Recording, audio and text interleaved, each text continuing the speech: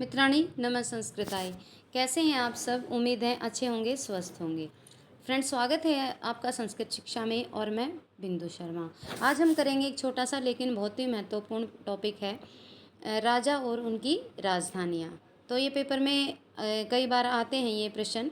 तो देखिए, प्रारंभ करते हैं अपनी कक्षा। फ्रेंड्स, यदि कक्षा अच्छी लगे तो प्लीज़ लाइक कीजिए, शेयर कीजिए, कमेंट कीजिए और चैनल पर नए हैं तो प्लीज़ चैनल को सब्सक्राइब कीजिए। आइए देखते हैं। शूद्रक की राजधानी है विदिशा। और कई बार ये भी पूछ लिया जाता है कि ये जो राजधानियाँ हैं ये किस नदी के किनारे हैं।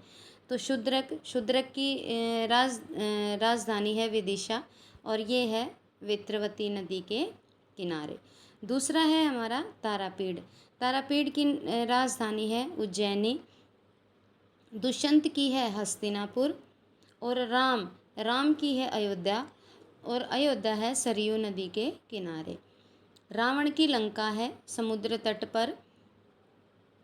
नल महत्वपूर्ण है। नल की है निषद देश। कृष्ण द्वारिका है समुद्र के किनारे। शिवाजी की सतारा है रायगढ़। दुर्योधन या सुयोधन की है हस्तिनापुर और युधिष्ठिर की है इंद्रप्रस्थ और हस्तिनापुर। पुरु की है हस्तिनापुर। प्रद्योत की है उज्जैनी और कुबेर की है अलकापुरी। एक बार फिर देख लेते हैं। शूद्रक विदिशा वेत्रवती के किनारे, तारापीड़ उज्जैनी, दुष्यंत हस्तिनापुर, राम की अयोध्या सरयू नदी के किनारे, रावण की लंका, नल निषद देश, कृष्ण द्वारिका समुद्र के किनारे, शिवाजी की सतारा रायगढ़, दुर्योधन की हस्तिनापुर, युधिष्ठिर की इंद्रप्रस्थ और हस्तिनापुर, पुरु की भी हस्तिनापुर, प्रद्योत की उज्जैनी और कुबेर की अलकापुरी। आइए आगे देखते हैं। उज्जैन की राजधानी कौशाम्बी या उज्जैनी, भर्तृहरि धारानगरी, विक्रमादित्य उज्जैनी, दुर्विनीत कोंकण, राजा भोज है धारानगरी। भर्तृहरि की और राजा भोज की एक ही है धारानगरी।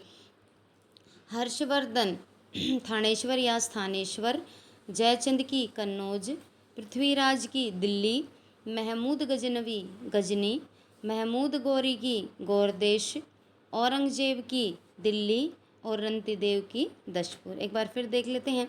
उज्जैन कौशाम्बी या उज्जैनी, भर्तृहरि धारानगरी, विक्रमादित्य उज्जैनी, दुर्विनीत कोंकण, राजा भोज धारानगरी, हर्षवर्धन थानेश्वर, जयचंद्र कन्नौज, पृथ्वीराज दिल्ली, महमूद गजनवी गजनी, मोहम्मद गौरी गोरदेश, औरंगजेब की दिल्ली और रंतिदेव की दशपुर।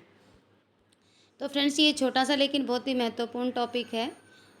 यदि आपको कक्षा अच्छी लगी तो प्लीज़ लाइक कीजिए, शेयर कीजिए, कमेंट कीजिए और चैनल पर नए हैं तो प्लीज़ चैनल को सब्सक्राइब कीजिए।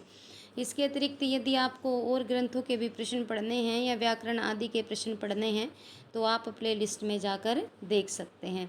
यदि आपको कोई सजेशन देना है तो आप कमेंट बॉक्स में वो दे सकते हैं।